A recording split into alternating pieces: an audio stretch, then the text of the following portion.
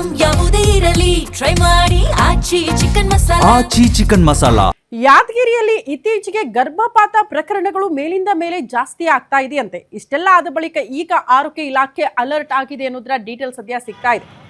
ಯಾದಗಿರಿಯಲ್ಲಿ ಅತಿ ಹೆಚ್ಚಿನ ಗರ್ಭಪಾತ ಆದ ಬಳಿಕ ಆರೋಗ್ಯ ಇಲಾಖೆ ಅಲರ್ಟ್ ಆಗಿದ್ದು, ಜಿಲ್ಲೆಯಲ್ಲಿ ಗಂಡು ಮಗುವಿನ ಆಸೆಗೆ ಹೆಣ್ಣು ಭ್ರೂಣ ಹತ್ಯೆ ನಡೆಸುತ್ತಿದ್ದಾರೆ ಎನ್ನುವಂಥ ಶಂಕೆ ವ್ಯಕ್ತವಾಗ್ತಾ ಇದೆ.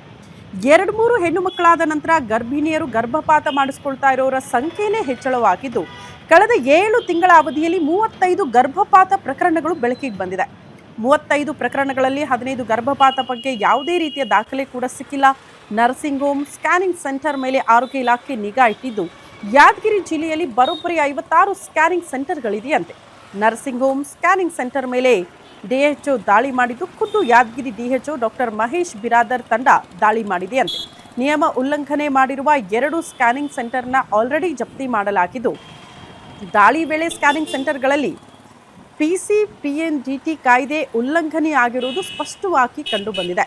ಗರ್ಭಿಣಿಯರ ಮಾಹಿತಿ, ಹೆಸರು, ನೋಂದಣಿ ಸರಿಯಾಗಿ ನಿರ್ವಹಣೆನೇ ಮಾಡಿಲ್ವಂತೆ. ಅಧಿಕಾರಿಗಳ ದಾಳಿ ಮಾಹಿತಿ ತಿಳಿದು ಸ್ಕ್ಯಾನಿಂಗ್ ಸೆಂಟರನ್ನು ಕಂಪ್ಲೀಟ್ ಆಗಿ ಬಂದ್ ಮಾಡಲಾಗಿದೆ.